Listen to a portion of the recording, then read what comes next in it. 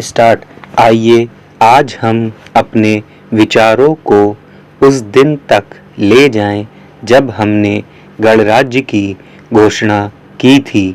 अपनी विकास की योजनाओं के संबंध में हमने वास्तव में काफ़ी प्रगति की है, परंतु क्या हम भारत के सब नागरिकों को दरिद्रता, अभाव तथा कष्ट से मुक्त करा पाए हैं?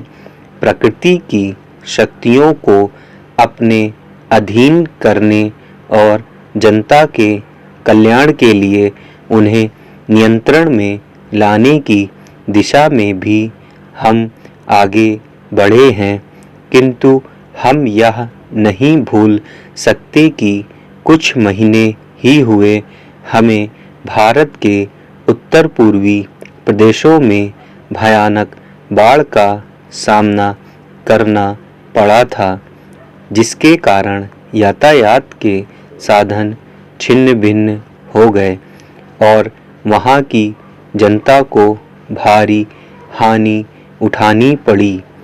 निस्संदेह साक्षरता प्रसार और रोगों के निराकरण के महत्वपूर्ण उपाय भी हमने सोचे हैं।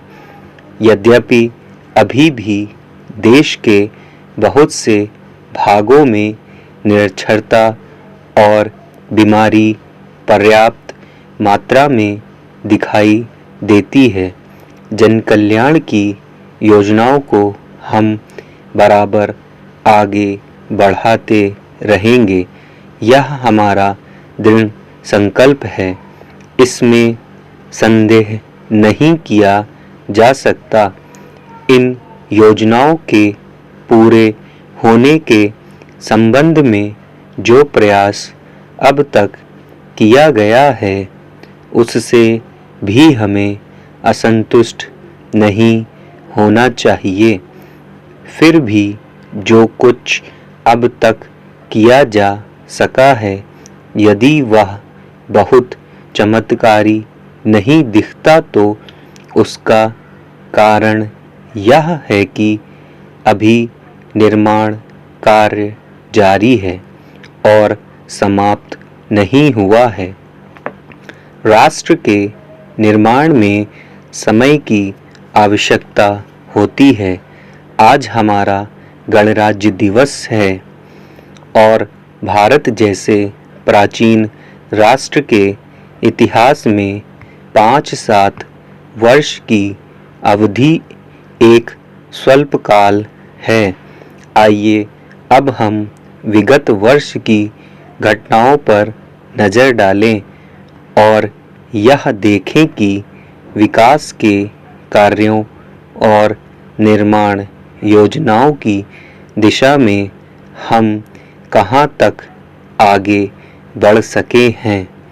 यदि मुझसे यह कहा जाए कि बीते वर्ष की घटनाओं का वर्णन मैं एक वाक्य में करूं तो मैं कहना चाहूँगा कि संविधान में दिए गए निर्देशों के अनुसार हमने समस्त राष्ट्र के साधनों को ऐसे ढंग से जुटाना आरंभ कर दिया है जिससे यह स्पष्ट हो जाता है कि भारत में कल्याणकारी राज्य की स्थापना का श्री गणेश हो चुका है।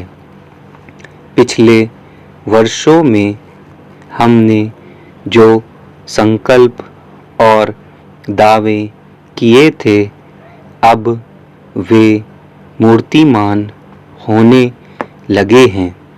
इसलिए अब यह समझना कठिन नहीं है कि राष्ट्र किधर जा रहा है और आगामी 10 या 15 वर्षों में हम किस स्थिति में होंगे।